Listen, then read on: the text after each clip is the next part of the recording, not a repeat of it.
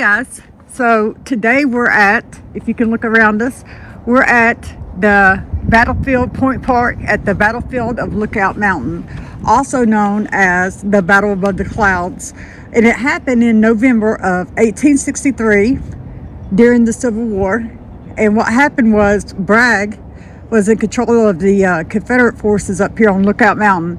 After they were defeated down here in Chattanooga, right here, you can see it's a good lookout spot over Chattanooga. After they were defeated in Chattanooga, Bragg brought his Confederate forces up here to this mountain to secure the mountain, okay? Grant had the Federal volunteers. So he decided to siege this mountain and come up and take the mountain because it was a strong point overlooking Chattanooga, and they had just taken Chattanooga. They had to have this mountain back. And so this is the Battle of Lookout Mountain and the memorials that they have set up here for them. And we're going to take a walk around, see the memorials, and see where the company infantries were coming up the mountains, and kind of talk about the war. And this being one of the highest points in the area, come down here. This is a paved road you drive on too, mind you. Now, no guardrail, and you're just over the edge. And I want you to look at this. Think about them trying to scale this mountain.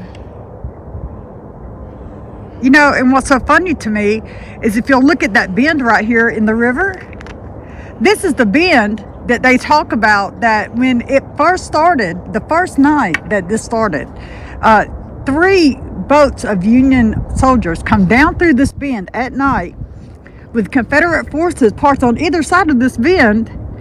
And they were so quiet that they were standing up in the boats like that, and they were so quiet they didn't make a noise. One guy fell overboard, hit the water, made all that noise, and the Confederate forces never even looked at him. And if they would have stopped those 3 boats coming through, they could have stopped the whole thing because they were headed around to Brown's Ferry. Right, and we're going to get more into that a little bit. And I'm just saying, that's interesting. All of this, guys, was from the Battle of Brown's Ferry.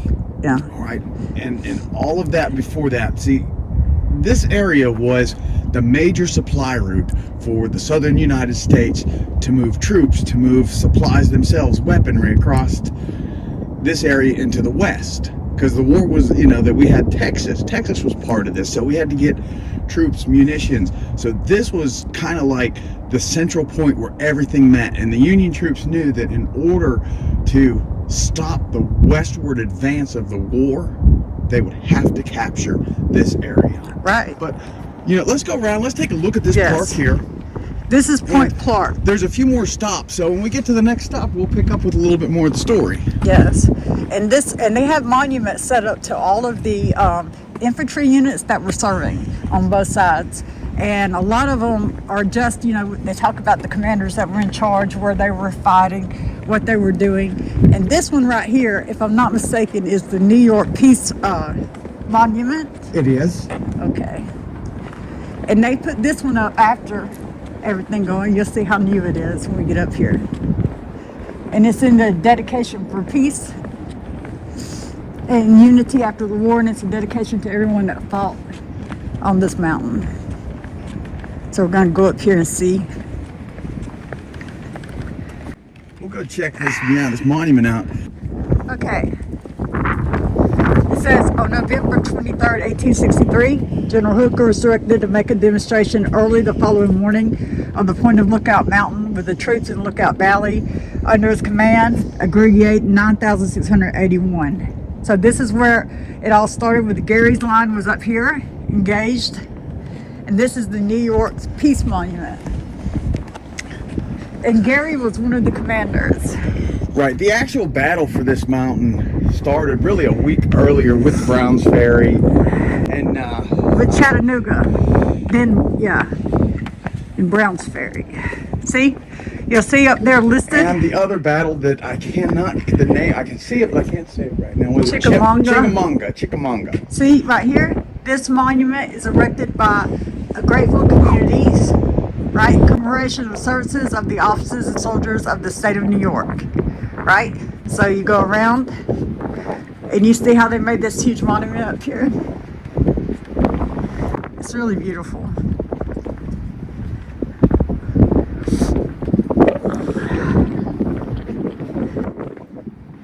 It's cold up here, guys.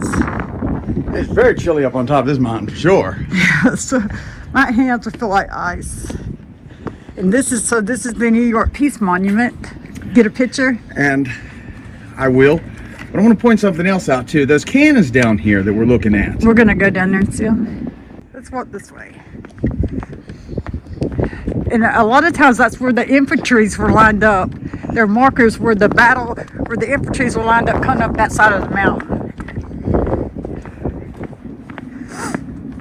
And at the entrance to this, you'll see where Illinois was. They did a monument to Illinois. Trying to hold steady, but I keep shaking every once in a while here. It's a little chilly. Well, it's really chilly. It's chilly out here. It's cold. It's winter time, and it's been Well, we're raining. on the top of a mountain. I mean, whew. We're at the highest point right now. Yes. I understand why this was such a strategic place and why they wanted it. Of course, the high ground in the military is what you always want. Now we're coming up to Garrett's Alabama battery. This is going to be the Alabama unit. Go Alabama. All right, guys. And one thing that I wanted to point out, now that we're closer to these cannons, I can get up on it.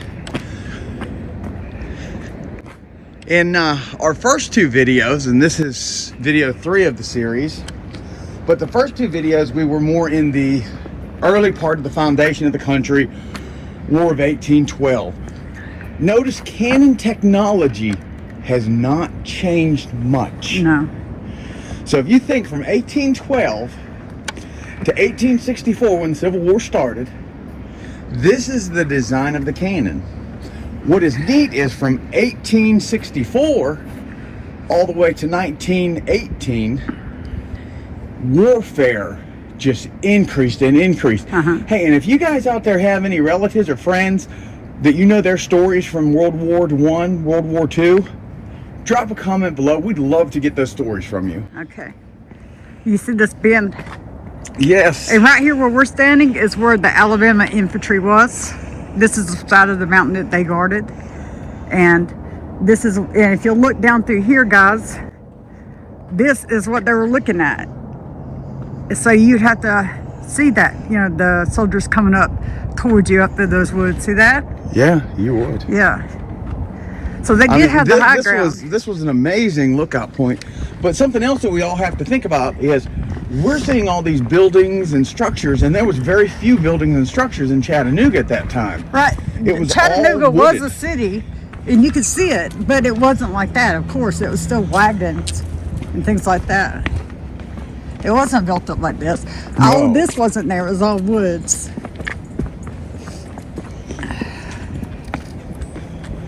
I don't know what that is. But these cannons, in order to get these cannons up here, men, horses, pulleys, anything they could use, doing their best to drag these things up a hill. Okay, and right here we had the Georgia battery. So we had Alabama guarding right there. We just left Alabama's spot. Now we're on Georgia's spot. And this is where Georgia would have been standing, guarding this side of the mountain, guys. See this?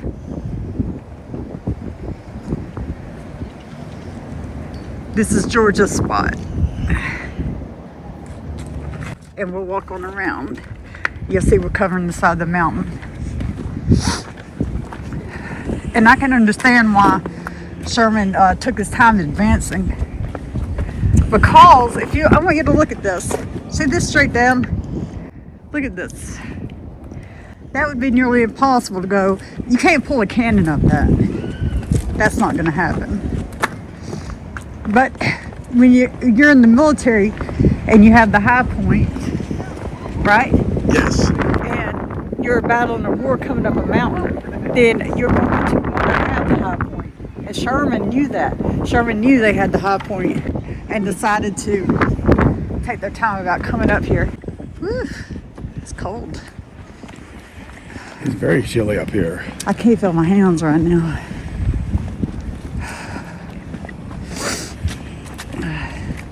We're up here at the Ohio Monument where Whitaker and Gross They were in charge of the Ohio regiment that come through during the war, and they were coming up the side of this mountain. And right now where we're at, we're just under the ridge where we were just at previously. Right up the hill. Right there. up top of there is where we were. And so they were encamped here, and there was 2 other northern regiments ahead of them going up that ridge. So they were in the rear. All right, those 2 regiments took off and left them and didn't even tell them they were leaving. They just got up and RUNNOFT. They literally ran off from the Confederates. Well, the Confederates made their way down the hill and saw them here, knew they didn't know about the other 2, and they took them. So they lost 49% of their people. A good point right now, because this is our first, we've done Civil War stuff in other exploration series we did. But in the War Story series, we need to catch up on the Civil War. So the Civil War started in April of 1861, and it ended in April of 1865. It was a brief war as far as major conflicts like that go. And where we're at today, we're kind of towards the final chapter. But this battle here was a critical point in stopping the southern United States from moving the war machine out westward. Exactly. And if you look around, this is a strategic point, and they had it. They had the advantage right here. Right. And some of the names that we need to talk about now too is, General Grant, who ultimately became president after the war. But these battles here is where Grant really picked up his fame and his popularity. And Sherman and Grant were really good friends. Even before the war, if I understand right, even before the war, they knew each other, but during the war, they became very good friends. And that is kind of how Sherman got his own lead to do the things he did later at the war. And we're going to cover that whole march. Right. Hopefully this summer, we're going to do the march from beginning to end. So if you guys want to see that video, comment below, and we'll try and even speed that one up.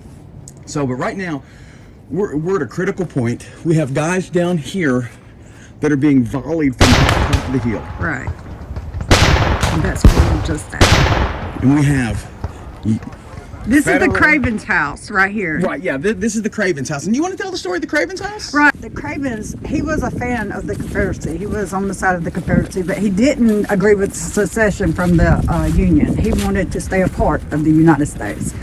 But anyways, the Confederacy came up here anyways and took a hold of his house. They were living in it and using it as general headquarters. And officers and things lived and stayed in the house, and the regular soldiers camped out here on the ground. And it stayed, his house stayed under siege until they started getting so much stuff being lobbied at them from the Union that they ended up leaving and retreating and moving to Ringgold, Georgia.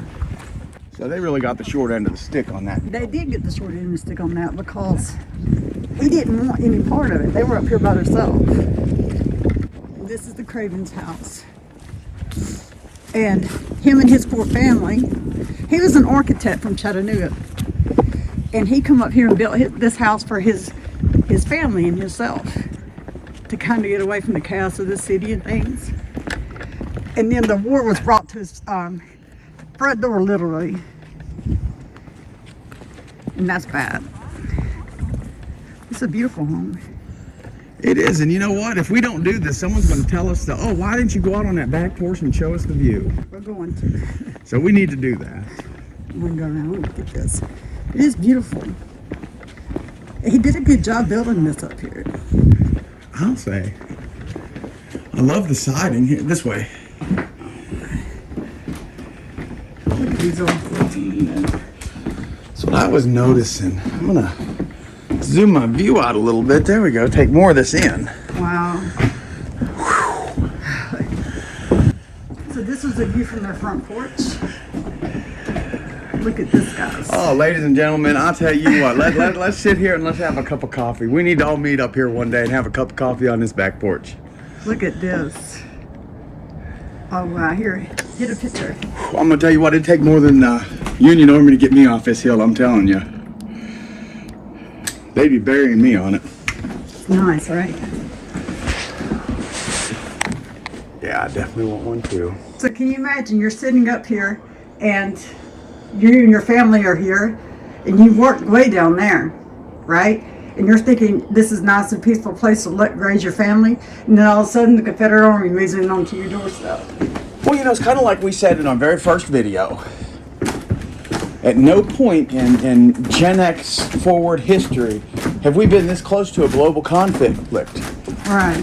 And on the same terms, if you listen to the rumors, we're very close to a conflict within our own borders.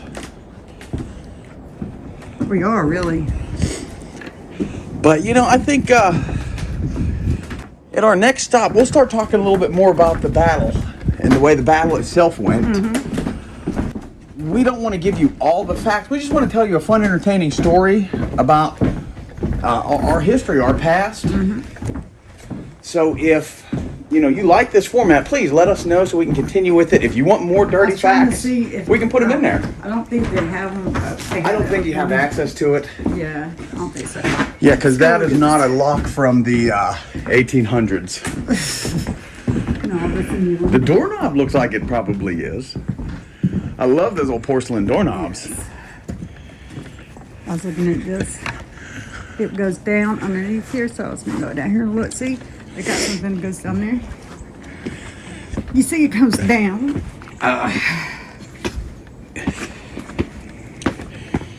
And the amazing thing is all this stone came out of the mountain. Look at this, and so you have doors that go underneath the house too. So this would be for like your storage, right? Cellars and see this? Depending on your status, you may have had a servant's quarters down here, or guest quarters, or boarding rooms. But wow, that's interesting. hey, while we're editing the video, if we find anything else interesting about these little rooms down here, we'll just drop it in the video.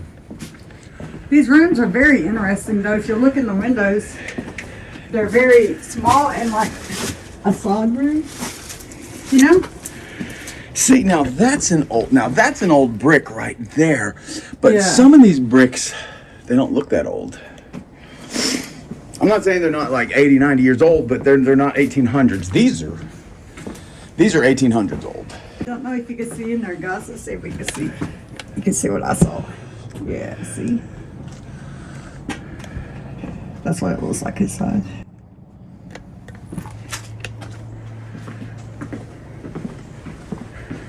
I love this. Now this is all roof history right here. The way this house was built. Let's go down here and look. See, now this goes underneath here. Wow. Look at that. That's interesting. Wait a minute. That is interesting, because this goes under the house. Right, underneath this is the garage, and it all connects. I'll bet you this was... Look, and it's got like a little cistern there. This was probably a canning house. Right here, this one? Where they did their food.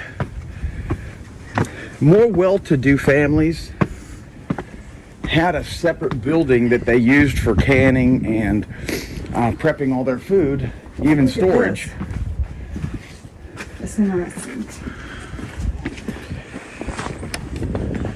I'll walk down here through this one. And running water was definitely a luxury in those days. This is so pretty. However, in this area, running water was not as difficult. It was probably harder to find the pipe. Right. Well, you're on the mountain. The Right, spring. and there's a lot of gravity flow. Yeah, and runoff. And if you want to see some really great gravity flow systems, I would check out some of the homesteaders.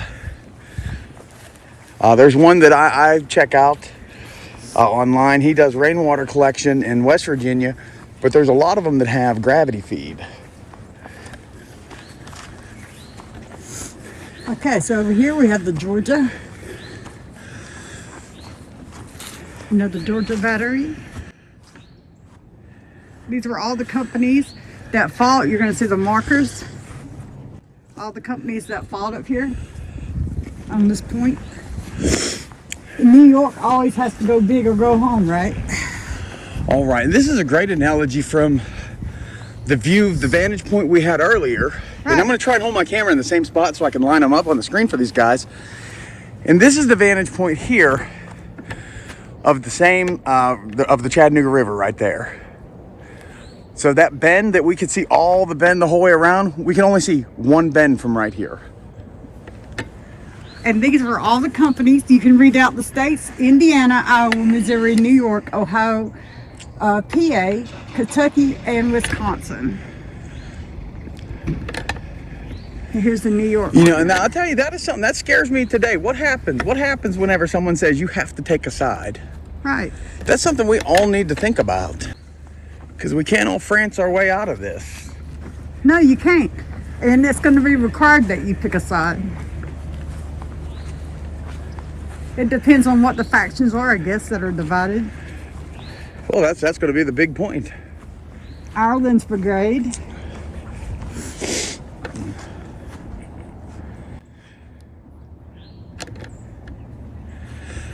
And that's something else we'll talk more about at the next stop. These are all Foreign. the little companies and the foreign companies that were involved in skirmishes here, trying to help the Confederacy succeed against the Union, and to keep that view right there, to keep this mountain.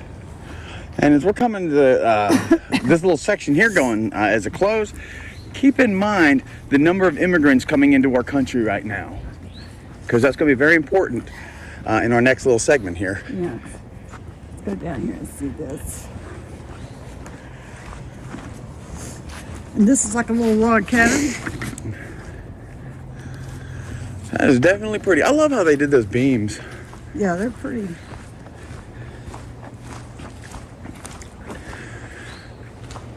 It's an older one, yeah. Oh yeah, you don't need any insulation on these walls. Oh, this is beautiful. It really is.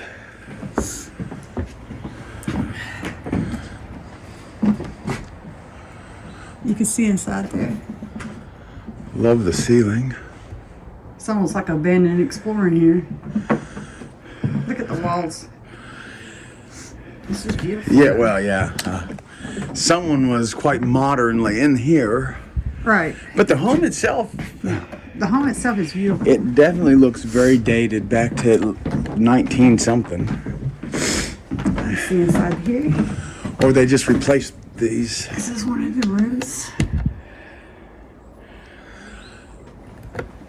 Has a fireplace right there. This would have been a beautiful place. It is, but this, see, the chinking is concrete. Okay, see, then you have this back section that comes off of it. It looks like it could have been an add-on. I don't know. It could have been. But I don't think so, because there's the fireplace. I don't think this house was here during the Civil War. No. Early 1900s. That's and what then I'm later thinking. they redone the outside, put some central heat in there. This is a beautiful home. Well, see, it's when you come up with old places like this, and guys, back me up. It's hard to really date it, because you can see there's changes. There's boards on here that weren't produced until the 20s. Yeah, but I guess you can date it by Windows. the foundation. You know? The storm windows, those weren't produced until what, the 50s or 60s? But the foundation's old. And a lot of the glass, some of the glass looks like it might be original, but most of these panes look like they were replaced at one point. Right. Or they were put in after Well, and they're also the not 1920s. like the other houses you see built up here. They have the double panes because of the weather. I noticed that. Right, but they didn't have that as much in the early pioneer type days, the Civil War time. What do they use to keep their houses warm then? Just have fireplaces in every room? There would be a fireplace and chinking. A lot of times they would use crumpled up newspaper in the walls, Yeah. but then you had to be a well-to-do person to have that many newspapers in your home. Right. Can you understand why he wanted this place so bad? Oh man. Isn't it beautiful? It is. And here we have General Hooker. This is all who was up here. General Hooker and General Gary, Crufts, and Osiris. Yeah. We're gonna make our way down to the other monument. We're at the Iowa Monument right here. We're at the last monument that we're gonna visit. And right here at the Battle Above the Clouds, and you can see it going up like this. And there was 3 brigades here. It was Williamson, Osterhaus, and Wilkins, I think is what their names were. And they were the ones that were stationed right here on this ridge. And if you look up, that was the other ridge we were just on. And if you look further up to that rock, right there on the very top, see if I'm gonna close in on that. Okay, yeah, if you can close in on that, that'd be that's great. where we were the first time when we started off, right? And we were looking down. This was the Craven house. And that monument, that's the second ridge. And we're down here at this third ridge, coming down the mountain. And God, now we're at the bottom ridge here. This is where I guess a lot of the battle really got intense. Because you had these men coming up this hill right down here. And you got to remember, this is still November. The weather's pretty much like it is today with one exception. And it's the reason it got the name for Battle Above the Clouds. There was so much haze and fog that you were literally fighting in the clouds. The cloud cover was so low, you know, you still saw clouds over Chattanooga, but you were actually in the clouds fighting here. And a lot of it was done at night.